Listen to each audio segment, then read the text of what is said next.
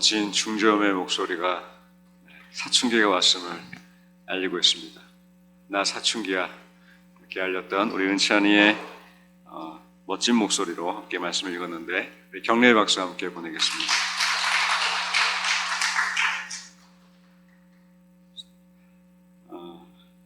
출애굽 이후에 모세와 또 하나님의 백성들은 광야와 가나안을 지나갑니다. 그들이 경험했던 당시 고대의 근동 사막지대에 있었던 이방 나라, 이방 국가에 있었던 우상 숭배는 유일신 하나님을 섬기라고 말씀하셨던 하나님의 말씀과 율법과 규례에 많이 배치가 되는 새로운 경험들이었습니다. 먹을 것이 중요했던 이 농축업에 필요한 특별히 비, 대부분의 건기를 지내고 작은 우기를 기다렸던 그들에게는 그들이 실제 생활에 먹고 사는 것이 중요했기 때문에 이 비는 그들의 삶 속에 참 중요한 환경 요소였습니다. 그렇게 비를 간구하고 또 비가 필요했기 때문에 이 비를 어떻게 하면은 더 오게 할까, 더 많은 비를 얻을 수 있을 것인가에 대한 고민은 오랜 선조들로부터 시작되었을 것입니다. 그렇게 비를 기다렸던 그들에게는 이방 국가가 섬기고 비를 내리게 한 방법이 아마도 신선한 방법으로 다가왔을 것입니다. 바로 바알 숭배인데요. 자연스럽게 이것이 그 이방 모든 국가, 주위 국가에는 이것이 자연스러운 풍습이었고 이스라엘 백성들에게는 바알을 숭배하고 숭배하지 않는 것이 그들에게는 커다란 도전이었을 것입니다. 바알은 주인, 왕이라는 뜻을 가지고 있습니다. 바알의 아내는 아세라로 알려져 있죠. 이스라엘 백성이 바알과 아세라 신상을 만들어서 오랜 기간 숭배한 것은 사실상 하나님을 사랑하지 않아서가 아니라 그들의 필요했던 비가 필요했기 때문에 그들의 실생활에 필요했던 비를 위한 그들의 문화와 관습이 되었을 것입니다. 이 바알, 주인 왕이라는 뜻은 비를 내리시는 신이었는데 농축업의 신이었습니다. 즉 경제와 번영을 가져다주는 풍요로움의 신이 바로 바알이었고 이 바알은 다시 말하면 그들의 경제의 왕, 그러니까 이스라엘 백성들의 풍요로움을 담당했던 주인이었습니다. 그래서 산당을 지어서 형상을 만들어 이 바알 신에게 제사하는 것이 하나님이 싫어하셨던 우상 숭배였습니다. 하나님은 끊임없이 이것을 죄로 잘못으로 지적하셨고 백성들이 이것 때문에 불행할 것이라고 수차례 경고하셨습니다. 우리 레위기 26장 1절에서 2절까지는 이렇게 기록되어 있는데 제가 읽어드리겠습니다. 너희는 자기를 위하여 우상을 만들지 말지니 조각한 것이나 주상을 세우지 말며 너희 땅에 조각한 석상을 세우고 그에게 경배하지 말라. 나는 너희의 하나님 여호와임이니라. 너희는 내 안식일을 지키며 내 성소를 경외하라. 나는 여호와이니라. 자기를 위하여 우상을 만들지 말고, 그러나 이스라엘 백성들은 그들을 위하여 우상을 만들어 비를 내려달라고 기도하기 시작했습니다. 사사시대 이후에 이 바알 숭배가 드디어 이스라엘 백성들 가운데에 스며들기 시작했는데 사사기 3장 7절 말씀 우리 함께 읽겠습니다. 이스라엘 자손이 여호와의 목전에 악을 행하여 자기들의 하나님 여호와를 잊어버리고 바알들과 아세라들을 섬긴지라. 사사시대 때부터 이스라엘 자손들은 자기들의 하나님 여호와를 잊어버리고 바알 신을 섬기기 시작합니다. 비가 필요했기 때문이고 그들의 삶이 번영되고 부유하길 원했던 그들의 마음이 담겨져 있었기 때문입니다. 이어서 남유다와 북이스라엘 백성들을 둘러싼 강대국과의 싸움과 이 정치 속에서 아시리아와 애굽을 의지했고 결국 바벨론에게 침략을 당했던 남유다와 북이스라엘, 이런 이방 국가들의 우상 숭배가 본격적으로 영향을 받게 됩니다.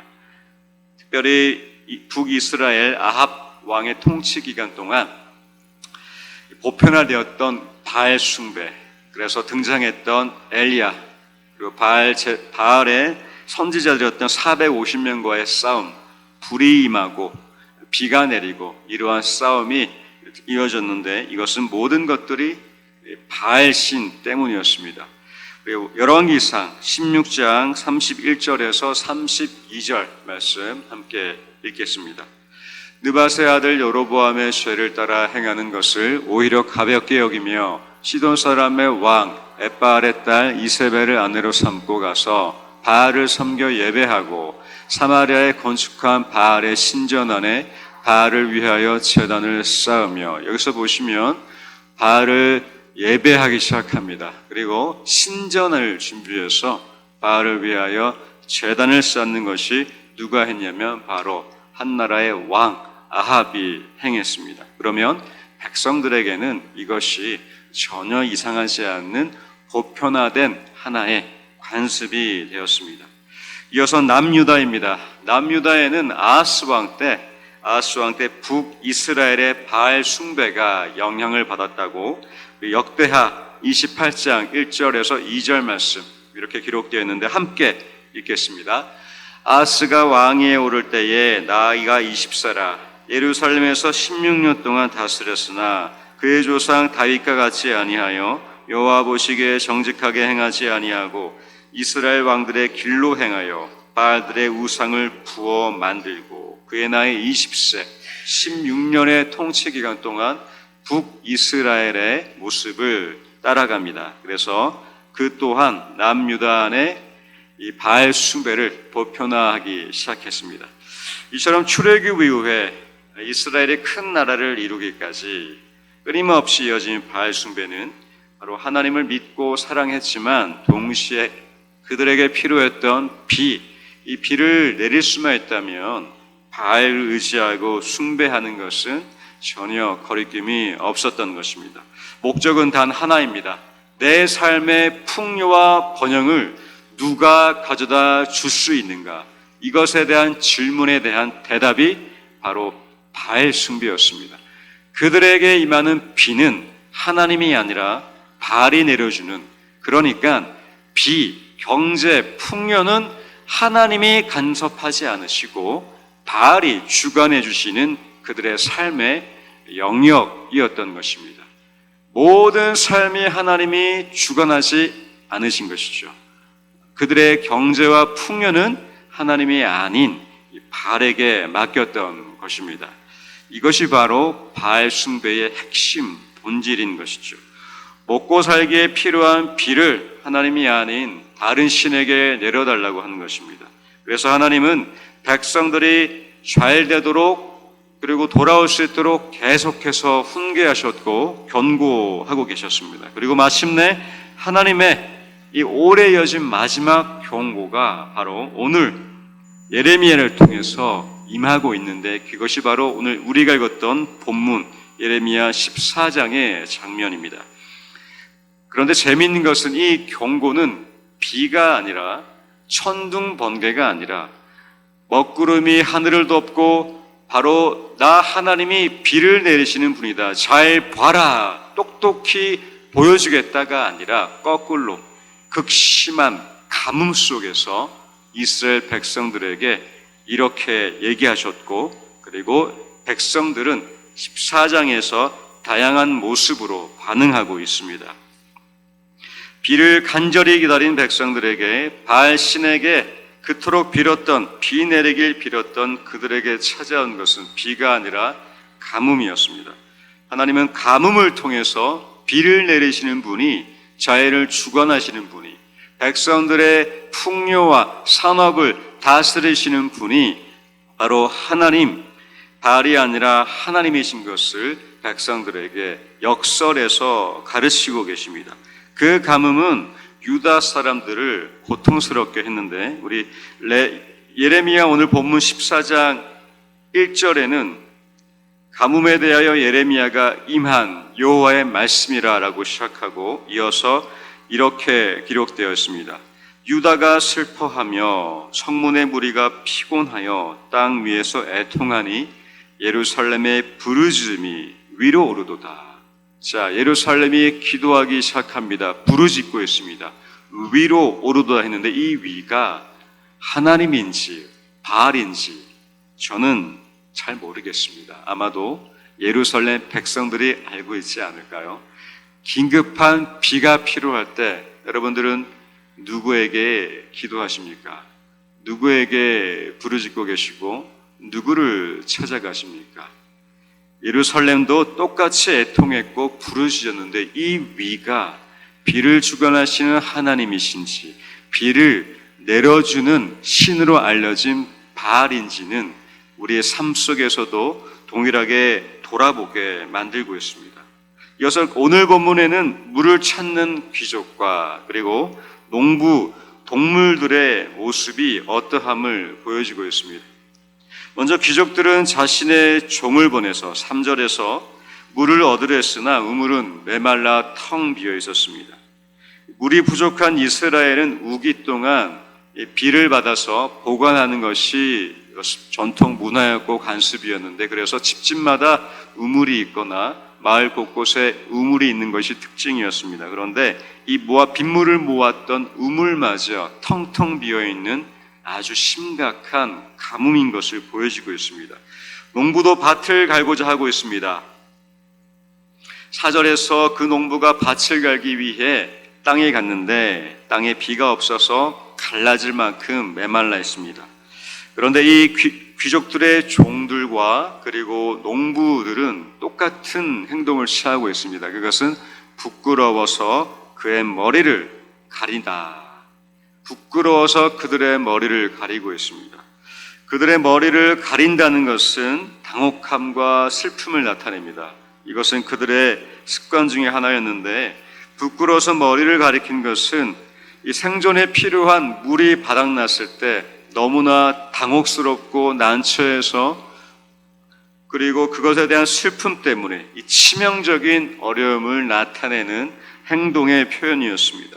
그만큼 그들에게는 이 물이 없는 것이 너무나 큰 고통이었던 것입니다.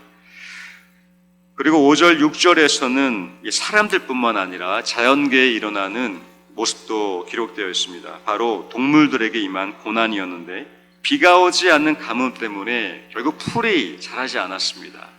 풀이 자라지 않으니까 이 사슴이 새끼를 잘 돌보기로 소문난 얌사슴이 새끼를 어떻게 했다고요?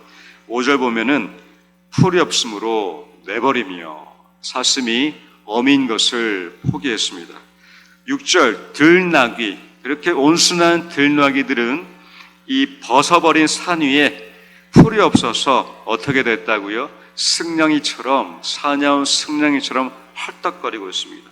이렇게 비처럼 비가 내리지 않는 가뭄이 인간사와 자연계를 뒤흔들고 있었습니다. 왜냐하면 하나님이 이 비를 내리시는 분이 바알이 아니라 하나님 자신인 것을 이 가뭄을 통해서 가르치고 계셨습니다. 백성들은 그토록 바알에게 비 내려달라고 요청했지만 비는커녕 그들에게 찾아온 것은 뜻밖의 가뭄이었습니다. 그들의 하나님은 출애굽을 통해서 노예에서 해방시키신 구원자 하나님이었지만 그들의 하나님은 거기까지였던 모양입니다. 그들의 필요에 공급해 주시고 비를 내려주시는 하나님에 대한 인식은 없었던지 그들의 하나님께 기도하지 않고 오랜 기간 동안 바알에게 비 좀 주세요, 비를 내려주세요 라고 산당을 만들고 형상을 만들고 제사를 하며 신전을 만들기까지 했습니다. 그래서 그들은 부끄러워하면서 머리를 가리기 시작합니다. 이방 나라 강대국들을 의지했고 바알신을 숭배한 것을 통회하며 바로 예루살렘이 위로 부르짖었습니다. 이때가 바로 하나님께 부르짖기 시작했을 때라고 저는 믿어집니다. 그렇게 하나님께 벌어졌을 때, 나라가 멸망당하고 포로로 잡혀갔을 때, 그때서야 비를 내리시는 분이 하나님, 자연의 주권자와 우리의 모든 필요를 채우시는 분이 바로 하나님이심을 깨닫기 시작합니다.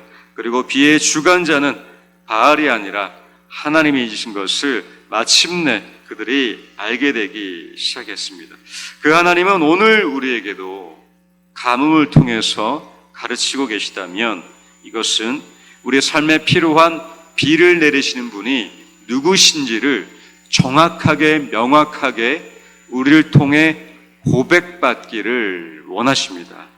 바로 우리를 바른 길로 세우셔서 비를 내려주신 분이 하나님이신 것을 알려주시는 것입니다. 직장 생활과 또 우리 하루하루에 먹을 것과 살 것을 얻기 위해, 생활비를 얻기 위해서 열심히 일하고 있습니다. 그 노고와 그 수고 누가 다 알아주겠습니까?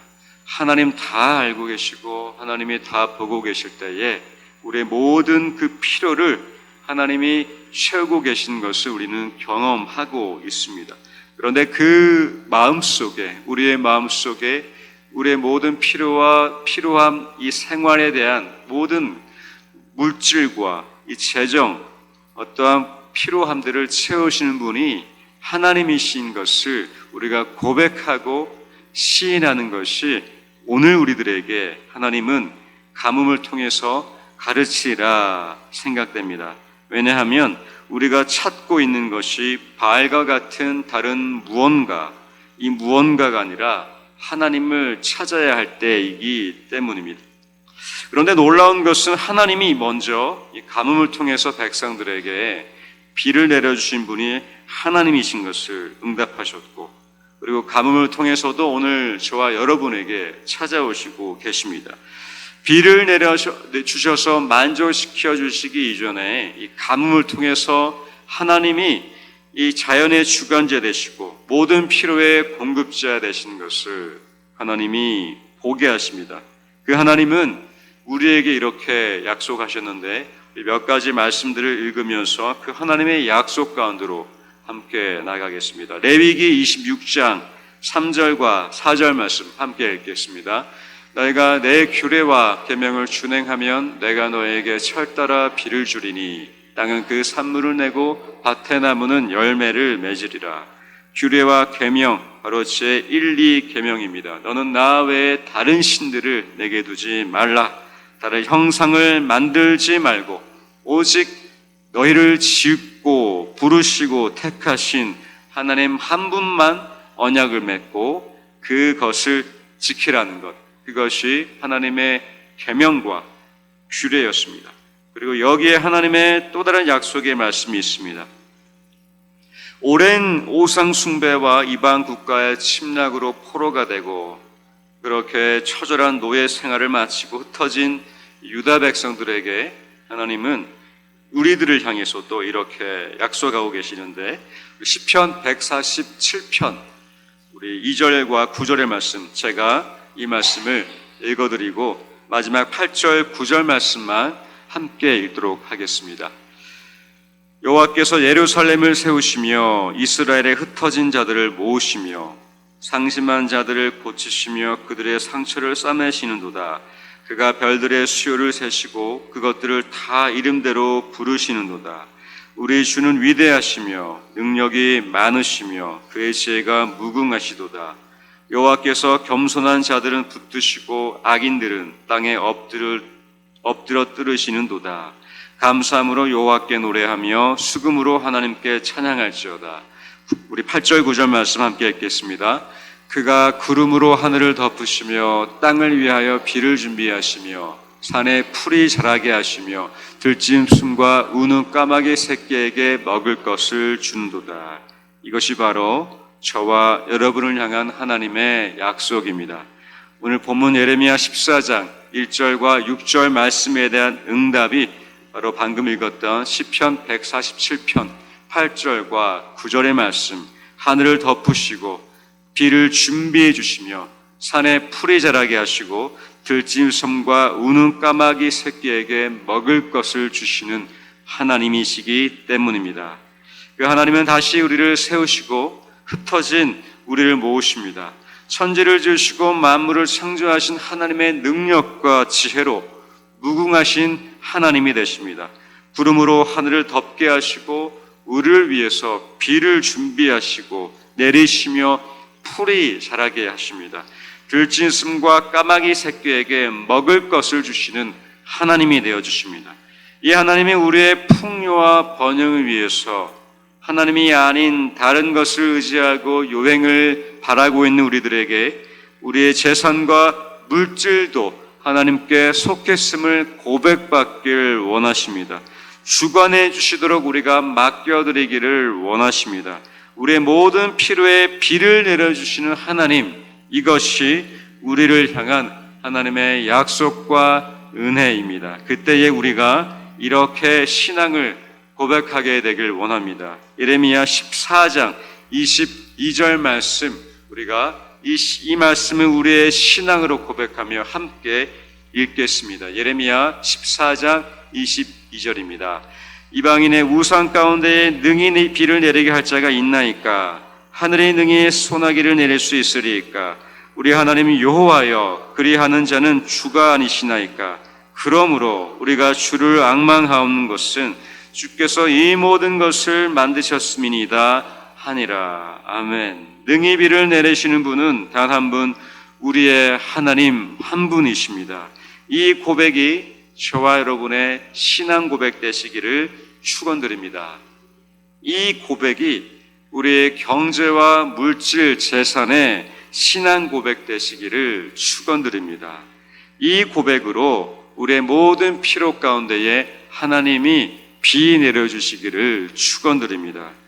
우리의 믿음과 신앙도 하나님이 우리의 영혼을 죽음에서 생명으로 옮기신 구원자로만 그치는 것이 아니라 그 하나님이 모든 것을 창조하시고 모든 필요를 공급하시며 세우심을 이 믿는 그 믿음으로 우리의 신앙이 더 확장되기를 소망합니다. 그래서 우리 옆에 계신 분과 이 소망의 마음을 함께 인사하겠습니다. 그때에 이렇게 고백하겠습니다. 하나님만 능히 비를 내리십니다. 옆에 계신 분과 인사할까요? 하나님만 능히 비를 내리십니다. 그래서 이 고백으로 능히 비 내리시는 그 하나님과 풍성한 8월 되시기를 주님의 이름으로 축원드립니다. 함께 찬양하면서 기도의 자리로